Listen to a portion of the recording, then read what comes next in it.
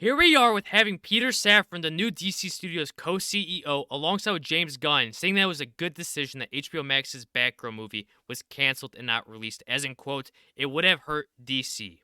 And from what we have seen when it comes to Batgirl's costume in the movie, it looks absolutely terrible. Your eyes do not deceive you. Obviously, the pictures are not of quality in today's standards, but still, your eyes show you, and they know that the quality of the material that was used for their costumes looks absolutely awful.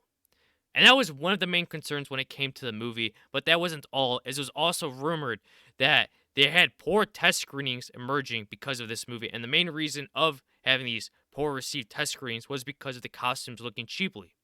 And on the other hand, we have a 5+ decade old Batgirl costume from the Batman series that looks 10 times better than what we were getting 5 decades later. It just seems that quality is going down across the board, especially when it comes to the movie and game industry. As we get back to the main article, it goes as is. Warner Bros. Faced controversy in summer 2022 when it axed a Batgirl feature film, despite it being nearly finished. But Peter Safran, the new co-chairperson CEO of DC Studios alongside James Gunn, said it was the right decision at a press event on the Warner Bros. Lot on January 30th.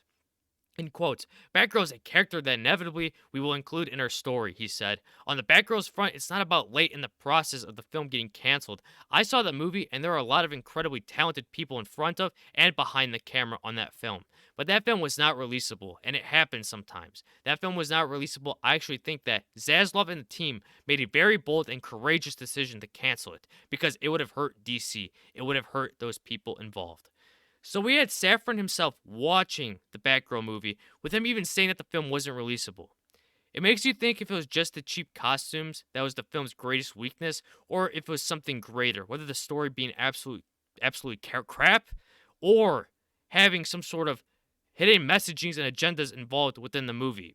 It makes no sense that they would cancel this movie because of terrible costume designs, because it ultimately would cost Warner Bros. $90 million out of pocket and in losses. And you also have to think about that right here. Safran said that it would have hurt DC as well as the people involved. Just how bad of a quality was this movie?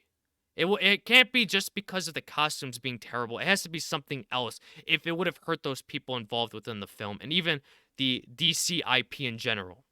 And it continues on with essentially this last paragraph. We were having Safran speak to the directors and having a possibility of them working on more DC projects or other Warner Bros. Projects.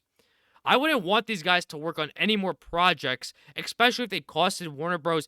$90 million, which they had to end up using as tax write-offs.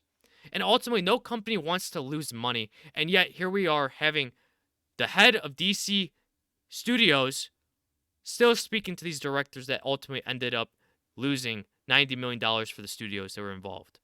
Anyways, I'd like to know your guys' thoughts in the comments. If you guys enjoyed, please don't forget to subscribe, like, comment, share, and catch you on the next one. Bye-bye.